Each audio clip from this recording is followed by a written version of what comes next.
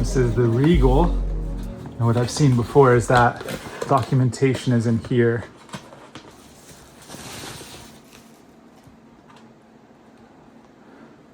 So I'm really not very familiar with oscilloscopes.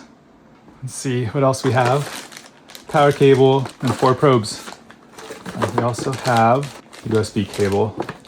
And not quite sure what this is.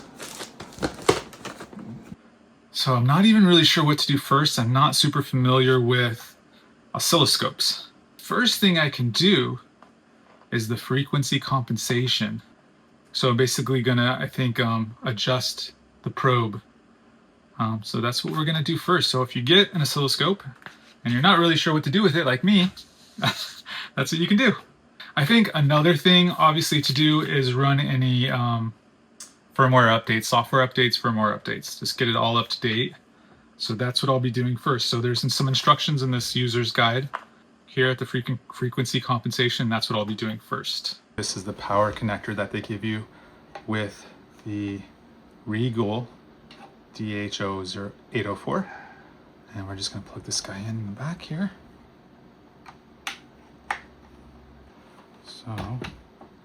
Okay, so we've got it plugged in. The LED here is lit. Let's turn it on for the first time.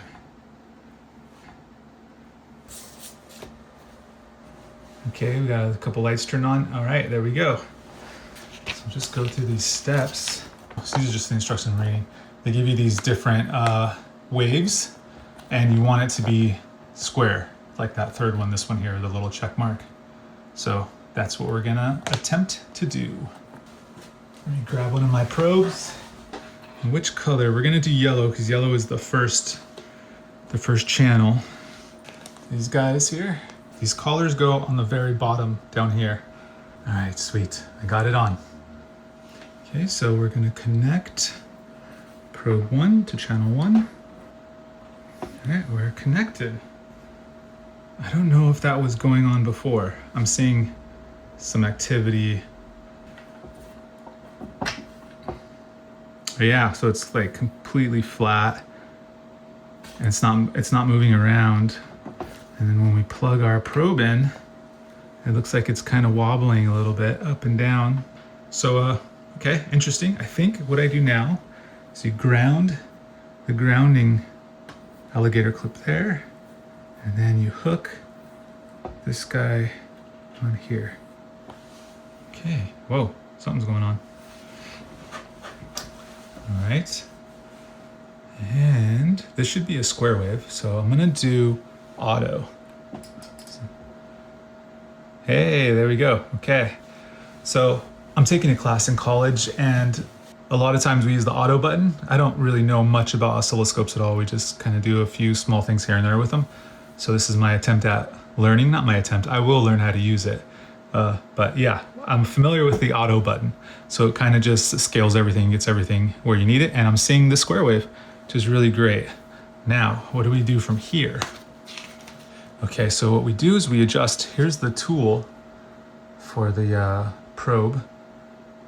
Oh, it's got a little tiny metal edge on it. I don't know if that's visible to the camera. Let's see. Yeah, it's a little tiny metal edge on it. Okay, so I think what we do, we're at 10x. I think we adjust this so that the square is kind of perfectly shaped. Now I do have these things at the top of the screen here and I don't really want to see them. Let's see what, oh, there we go. Hey, look at that. I just pressed on the touch screen and it went away. I'm seeing a little bit of rounding at this corner and at this corner. So I'm gonna try to adjust it, see what we get.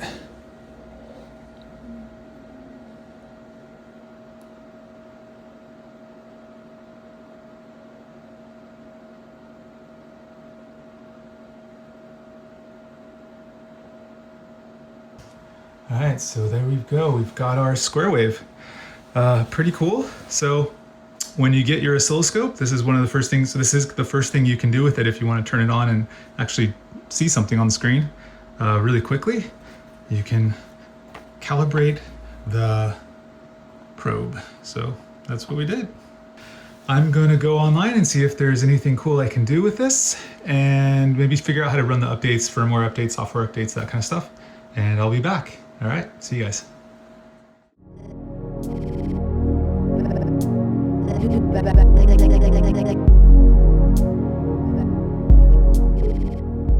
Thanks for watching. Please subscribe and check out one of these other videos.